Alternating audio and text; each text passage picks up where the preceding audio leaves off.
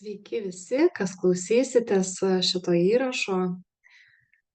Nusprendžiau padaryti trumpą įrašą apie tai, kas yra vidinė ramybė ir kaip aš savo gyvenime įvaldau tos ramybės principus ir kas man padeda palaikyti vidinę ramybę, kadangi daugelį metų iš tikrųjų tos ramybės ieškojau ir matau, kad tai yra svarbu ir reikalinga žmogui, e, kai daug streso, įtampos, kai daug emocinio fono aplinkoje, kaip sutelkti dėmesį į savo vidų ir rasti ten tą ramybę, kur jinai slepiasi.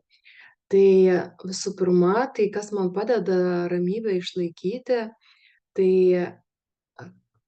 buvimas savo tiesoje, suvokimas, kas yra ta mano tiesa, koks yra mano kelias, kokie yra mano tikslai, žingsniai, link kur aš einu ir ko aš noriu pasiekti šitam gyvenime. Ir tai yra labai susiję ir su mano vertybėmis, nes jeigu aš tikiu, kad mano vertybė yra meilė, tai aš tada visus savo gyvenimo sprendimus priiminėju remdamasi tą meilę, ar ne? Ir jeigu aš tikiu, kad meilė yra kaip vertybių visų pagrindas, pamatas, iš kurios išsiskleidžia gal netgi visos kitos vertybės, tai kai yra kažkokia situacija, kur apima baimės emocija ar kažkoks nežinomybės, ką pasirinkti, kaip pasielgti, tai aš tada visada galiu savęs paklausti, o kaip pasielgtų meilė? A, ar šitas mano sprendimas yra iš meilės? Ir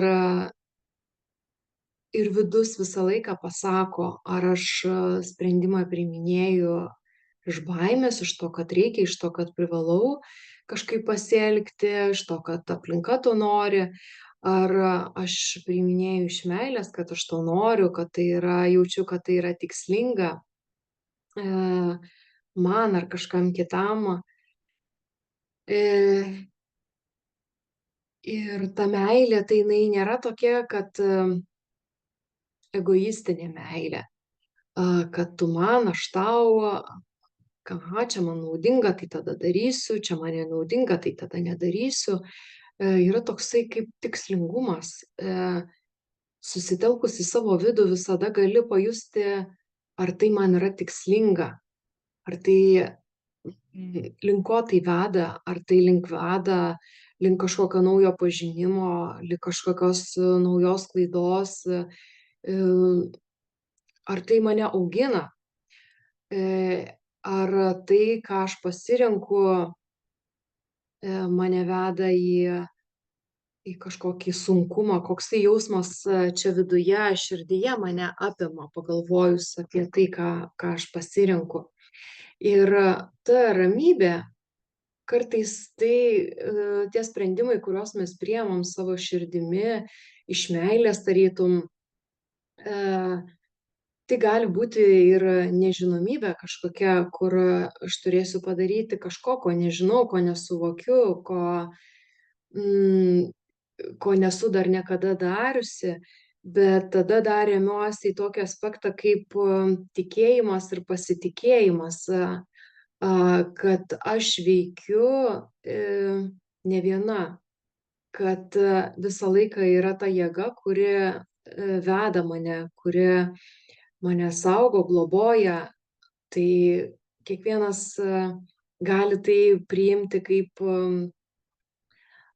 savo aukštesnę kažkokią kosminę sąmonę, kaip sielos sąmonę, kaip kūrėją, kaip dievą, kaip dieviškumą kažkokį. Bet va tas yra, kad kai yra tikėjimas, yra tokia vidinė darna, kad yra jėga, kuri visą laiką palaiko. Ir yra sukuriamas toksai netgi saugumo pojūtis, kad aš esu saugus, nes yra jėga, kuri mane tikslingai žino, kas man yra reikalinga patirti ir mane veda į tai, kas man reikalinga. Ir tas tikėjimas, vat jisai ir sukuria tą vidinę tokią ramybę, net jeigu aš einu ir darau tai, ko nelabai suprantu, tai, ko nelabai žinau, bet viduj man tai leidžia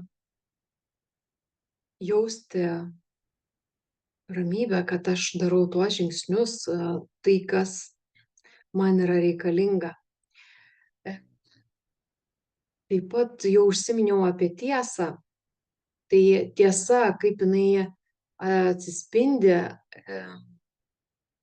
kai aš veikiu iš savo vidinio tyrumo, kai aš veikiu neveidmainiaudama. Ir čia kalbu apie tą tyrumą ir prieš save patį, kaip apie žmogų, kad aš nemeluoju sau, kad aš to noriu ir kad aš tą darau iš savo širdies gelmės, kad tai kyla apsijungia visos tos savybės įvardintos ir tikėjimas, meilė, tas tyrumas, visas tarytum apima į tai, kad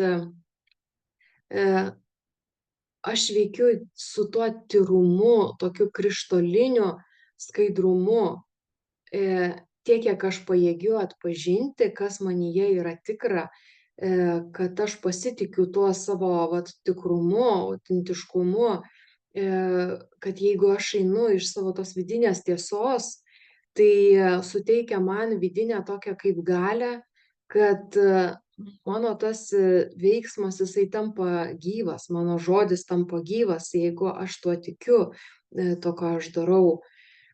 Ir tyrumas dar, kas tai yra tas tyrumas? E, Tai kaip upelio čiurlenimas ir vat aš kaip matau tą tyrumą, kaip skaidrus vanduo, kaip po lietaus, po audros nusėda upelis ir jisai lygus skaidrus vanduo ir visi akmenėliai matosi.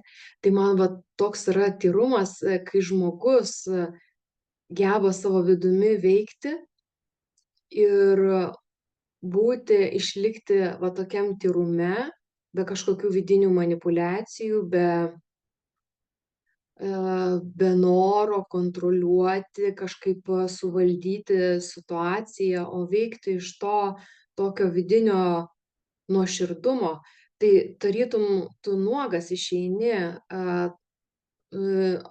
parodai savo vidų. Ir kartais žmonės, anksčiau ir aš to bijodavau tiesiog, kad kažkas sužeis tą mano vidų, kai aš būsiu va tokia vat yra nuoširdi. Bet iš tikrųjų tas tyrumas jisai nuginkluoja, nes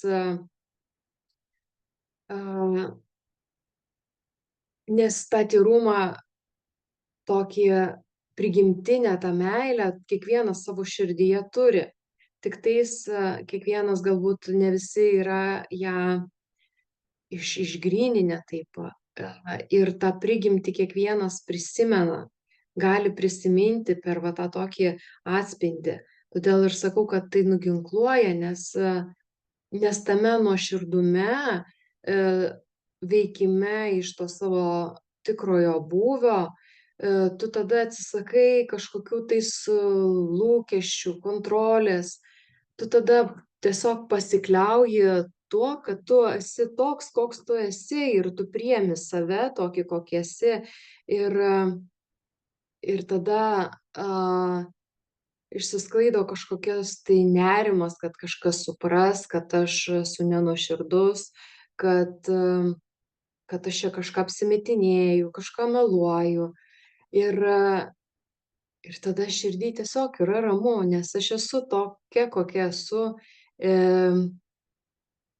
neapsimetinėju, kad žinau kažką daugiau negu kad iš tikrųjų žinau. Ir jeigu aš esu tyra ir nuoširdi, aš galiu ir pasakyti, kad aš kažko nežinau, kad kažko nesuprantu, i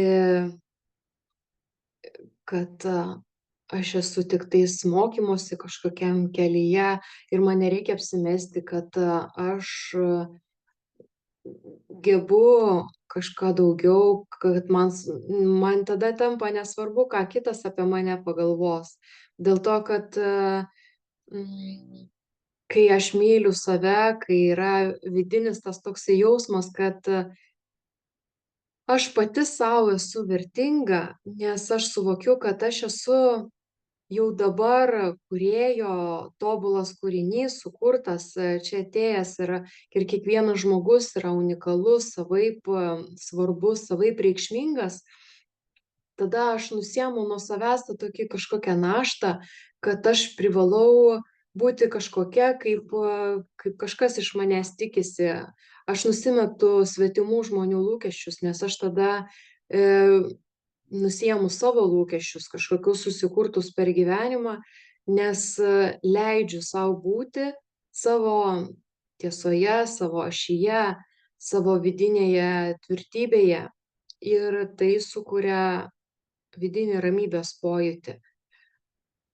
Kaip tą ramybę ją kultivuoti, kaip tai padeda vidinis stebėtojas, kai aš savo dienos bėgyje nuolatos save stebiu, tokio tarytum kažkokioj situacijoj, kur jau vyksta kažkoks sudirgimas, ar jau norisi jaučiu, kad kyla kažkoks ar pyktis, ar suirzimas, ar kažkas, tada vyksta toksai tarytum atsitraukimas iš tos situacijos ir pastebėjimas savęs iš šalies, kas su manim vyksta. Ir tada toks atsiranda pojūtis, kad aš galiu tą situaciją pažiūrėti ne iš vienos pozicijos, vat savo akimis, kaip žiūriu, bet aš galiu tarytum 360 laipsnių kampu iš skirtingų rakursų, iš skirtingų pozicijų pažiūrėti kito žmogaus akimis. Galbūt aš to kito žmogaus nesuprantu, kad jau čia man kyla susierzinimas ar kažkoks pyktis kyla, nes ir tada yra lengviau susivokti, lengviau kažkokia tam stebėjimo momente aš galiu tada sau lengvai prasikvėpuoti, įkvėpti, iškvėpti ir suvokiu tada, nes tas stebėtojas, jisai yra tarytum iš aukštesnės pozicijos stebi ir jisai tada nuleidžia tą tokį suvokimą, kad tai yra tiktais iš tikrųjų žemiškas kažkoks tai kasdienybės akimirka, kuri mano amžinybės kontekste yra tokia menkutė, mažutė ir tada tai padeda nuimti reikšmę nuo to, ką aš bandau čia su tom emocijom sukontroliuoti, kažkaip tą procesą, kai aš bandau, nes pyktis dažnai kyla iš ego pozicijos, kai supyksti, kad kažko negaliu sukontroliuoti, kažkas kitas nepaklūsta, kažkas nevykdo mano nurodymų. Tai visos tos emocijos, jos dažniausiai kyla iš to tokio ego pozicijos, nes ego nori kontroliuoti, jis nori valdyti, nori viską žinoti, nori viską numatyti, nori žinoti, kaip viskas bus. O tame tyrume yra toksai kaip tu nežinai, kas bus ir kodėl tu turi bijoti to, kas bus, arba kodėl reikia gailėtis to, kas jau įvyko. Nes tada nevyksta tas gyvenimas, tu tarytum užstringi tarp praeities arba ateities ir nekuri savęs šitame momente. Ir visos va tos baimės kyla iš to, kad mes norim žinoti, kaip bus. O kai yra vidinis pasitikėjimas su tuo pasitikėjimu randasi ramybė, kad bus taip, kaip man yra tikslinga, taip, kaip man yra reikalinga, kad būtų. Ir, ir visi tie sudedamieji dalykai, jie vat leidžia save išjausti ramybėje. Tai dar kas man padeda be to vidinio stebėtojo išlikti vidinėje ramybėje, tai savo vidinio tokio stabilumo pajautimas, buvimas savo ašyje. Tai panašu į tai, ką aš kalbėjau apie tą vidinę tiesą, tai žinojimas savo krypties.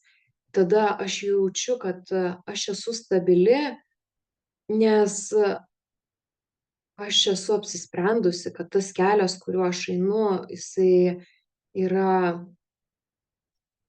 tiesos kelias, tai yra meilės kelias, o tai yra mano kūrybinės laisvės kelias. Ir tada randasi ta vidinė stabilumo tokia ašis, į kurią aš visada galiu atsiremti ir visada žinau, kad visada galiu sugrįžti, net ir išsibalansavus, galiu sugrįžti į tą vidinę stabilumo ašį ir joje išplėsti savo prigimtinę šviesą ir išdeginti tai, kas kilo kažkokios negatyvios mintys, susierzinimas, erzulys, nepasitenkinimas, nežinomybė, pasimetimas. Vidinėje toje ašyje aš jaučiu ryšį su savo kosminė sąmonė, jaučiu ryšį su subtiliuoju planu, kuris yra pilnas šviesos ir toje šviesoje neegzistuoja neigiamumas, tenais neegzistuoja emocijos, tenais egzistuoja visa ištirpdanti meilė, tyrumas.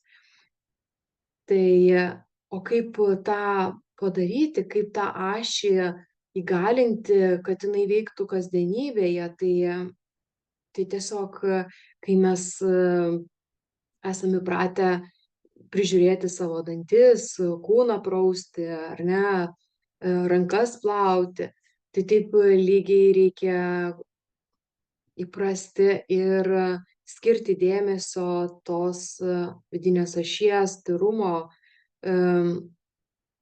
plėtimui, jo išjautimui. Tai jeigu aš kiekvieną dieną bent po 5 minutes ryte, vakare skirsiu kaip dantų išsivalymui, pabuvimui toj savo ašyje, jos pajautimui, tos vidinės ramybės, nusiraminimui, aš nunulinsiu savo įtampas. Jeigu kyla erzulys, atsisėsiu į savo vidinę ramybę ir tiesiog prakvėpuosiu, iškvėpuosiu, tai aš neužspaudžiu to savo kažkur viduje, kad tai iškiltų kažkokia tais liga ar kažkokiu emocijų sprogimu. Aš tada leidžiu tam visam būti atpažintam, pamatytam ir priimti tai kaip netikslinga, paleisti, atsisakyti. Nes aš tada galiu sąmoningai vertinti savo gyvenimą, savo situacijas ir rinktis tai, ko aš noriu, ko aš nenoriu, kas man reikalinga, kas nereikalinga. Ir jeigu aš suvokiu, kad emocijos, jos mane žaloja, jos sutrikdo mano santykius, sutrikdo mano vidinę harmoniją kažkokią, tai aš galiu pasirinkti neužspausti tas emocijas, bet aš galiu pasirinkti gyventi vidinėje ramybėje ir jas tiesiog suvaldyti. Ir tai neatsiranda iš tikrųjų per akimirką, tai turi būti įprotis save stebėti, įprotis praktikuoti neutralumo būseną, praktikuoti tą tokią kalnelių nebuvimą, tai kalbu apie tą tokį tekėjimą kaip ramus ežeras, apie tekėjimą tiesiog ramią būtį savo kasdienoje. Ir aišku, kad pasitaiko tų tokių akimirkų, kai kažkas labai labai surezonuoja širdyje ir kažkas ten atsimuša toje širdyje, nes e, vis tiek per gyvenimą mes ar per daugelį gyvenimų netgi mes esam patyrę tokių situacijų, kas sutinkam kažkuriuos žmones, kas mumyse suskamba ir mes kartais sunku yra atpažinti, kas mus ten žeidžia tame viduje. Bet mes galime rinktis, ar tarnauti tam prisirišimui prie to emocijų, ar jausti kažkokį ten va tą pyktį, ar jį tiesiog su juo ramiai pabūti, priimti, jeigu reikia savęs akimirką kitą pagailėti, išmyluoti, kaip mažą vaiką tiesiog atpažinti ir atsisakyti, paleisti, tiesiog leisti tam tekėti. Tai tam galbūt gali reikėti ten išsportuoti, išbėgioti, išdainuoti, išveikti kažką, ten tešlą išminkyti, sienas išplauti. Per veiklą, per kūrybą, per meną išreikšti tai. Bet tą galima įvaldyti įprotį ir sąmoningai tiesiog paleisti per vidinį suvokimą savo vertybių pagrindo, kam aš tarnauju, ar aš tarnauju meilei, ar aš kuriu gyvenimą, ar aš jį griaunu. Ir kai ateina tas vidinis toksai suvokimas, kad aš tai noriu kurti, aš tai noriu būti bendrakūrėja su visu subtiliuoju planu, tuomet atsiranda tas lengvumas atsisakyti, griauti neįvaldytom emocijom ir randasi tas toksai noras, tos vidinės ramybės savo viduje, noras jį kultivuoti, praktikuoti savo gyvenime. Ir su laiku ta vidinė ramybė, jinai įsitvirtina kaip kasdieniai mūsų įpročiai, save prižiūrėti. Taip ir savo emocijas mes galim prižiūrėti, įvaldyti. Tai yra mano kaip žmogaus galinčio kurti save, savo būsenas, galimybė. Ir aš tą renkuosi. Tai aš tikiuosi, kad šitie mano pasidalinimai davė kažkokio tais, įnešė aiškumo, kryptį kažkokią, ką reikėtų daryti savo kasdienoje, savo kasdienybės akimirkose, ko siekti. Kiekvieno kelias yra skirtingas ir kiekvienas mes esam skirtingas, todėl kiekvienam gali veikti skirtingi būdai, skirtingi metodai. Tai jeigu kažkam suskambės, labai tuo džiaugsiuosi ir iki kitų kartų. Ačiū, kad buvote, klausėte.